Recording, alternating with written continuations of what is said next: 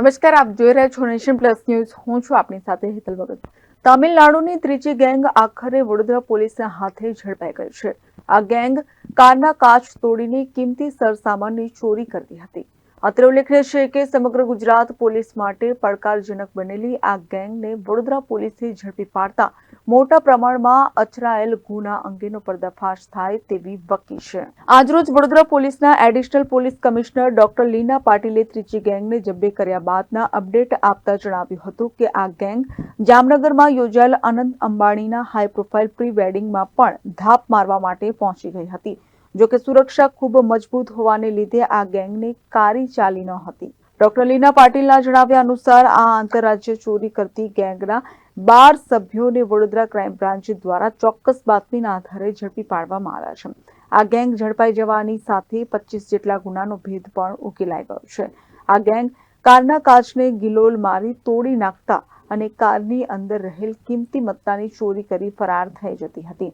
Crime બ્રાન્ચે આ gang પાસેથી 10 લાખ રૂપિયાનો મુદ્દામાલ પણ જપ્ત કર્યો છે.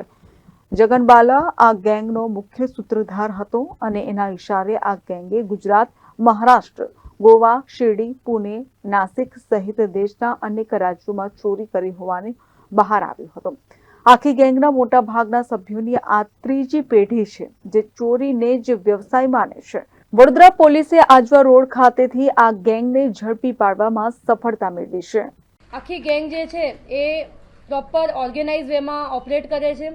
અત્યારે છેલ્લે એ લોકો શિરડીમાં પણ બહુ મોટી સંખ્યામાં ચોરીઓ કરીને આવેલા છે. આ ઉપરાંત છેલ્લે જ્યારે અનંત અંબાણીનું જામનગરમાં પ્રી વેડિંગ હતું એની અંદર પણ આ ગેંગ ત્યાં હાજર રહેલી, પરંતુ સિક્યુરિટીના કારણે ચોરી કરવામાં એમને સફળતા નહીં મળેલી. પરંતુ ત્યારબાદ એ જ વિસ્તારમાં એમણે રાજકોટમાં અને આસપાસના વિસ્તારોમાં આ પ્રકારની એમોથી લેપટોપની અને મોબાઈલની ચોરીઓ કરેલી છે.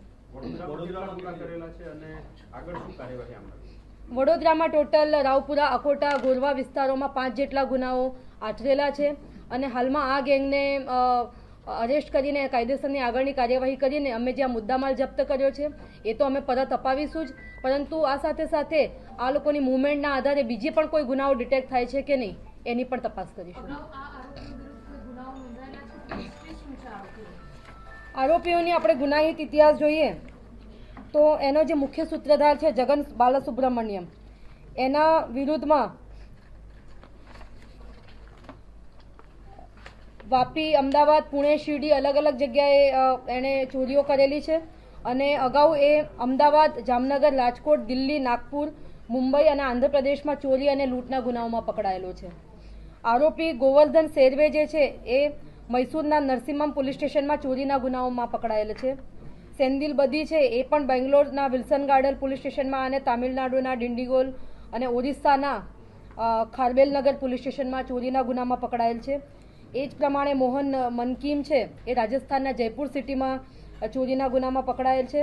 ઉદયકુમાર શાંતકુમાર સેરવે એ બેંગ્લોર સિટીમાં કોરોમંગલમ પોલીસ સ્ટેશનમાં ચોરીના ગુનામાં પકડાયેલ છે.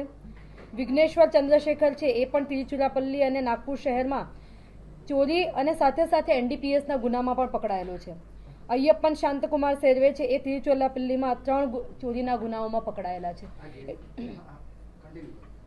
આ જેટલા પણ આરોપીઓ છે એમની તમામની અંદર એક ટેકનિકલ અને ઉચ્ચ શિક્ષણ ધરાવતો એન્જિનિયર પણ છે કે જે આ ઇન્સ્ટ્રુમેન્ટ ચોર્યા પછી એની અંદર ટેકનિકલ સ્પેર પાર્ટ્સ કેવી રીતના અલગ કરવા, એના IMEI કેવી રીતના ચેન્જ કરવા એના એક્સપર્ટ છે અને એ પોતે BE મિકેનિકલ થયેલો છે. તો આ પ્રકારના ઉચ્ચ શિક્ષિત લોકો પણ આ ગેંગમાં સામેલ છે.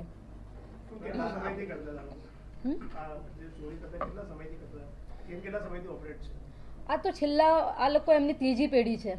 રામજીનગર આપ ગૂગલ સર્ચ કરશો તો આપને જાણવા મળશે કે આખો વિસ્તાર જ છે આ જ પ્રકારની ચોરી કરીને ત્યાં બધું જ વસ્તુઓ ત્યાં મેળવી લેવાની. ઘણી વખતે આ લોકો ચોરી કર્યા પછી અહીંયાથી સીધું કુરિયર કરી દે છે ત્યાં અને પછી ત્યાંથી વેચે, આખી આઈટમ પણ વેચી નાખે. જો ન થાય તો સ્પેર પાર્ટ્સમાં અલગ અલગ વેચીને પણ વેચી દેતા હોય છે અને એના ટેકનિકલ જે કન્ફિગરેશન એ પણ ચેન્જ કરવામાં એક્સપર્ટ છે. એટલે પ્રોપર એકદમ પ્રોફેશનલ ગેમ છે. એમાં જે ઇન્જિનિયર છે જે છોકરો આરોપી એક એના આ બીજી કે ત્રીજી પેઢી છે કે એના ફાધર પણ આ જ પ્રકારની પ્રવૃત્તિ કરતા હતા. કેમેરામેન નવનીત પરમારની સાથે Satyam Navajkar, Nation Plus News, Vadodara. સમાચારોના સતત અપડેટ મેળવવા માટે અમારી નેશન પ્લસ ન્યૂઝની યુટ્યુબ ચેનલને સબસ્ક્રાઇબ કરો, બેલ આઇકન દબાવો અને જોડાયેલા રહો ફેસબુક, ઇન્સ્ટાગ્રામ અને ટ્વિટર પર.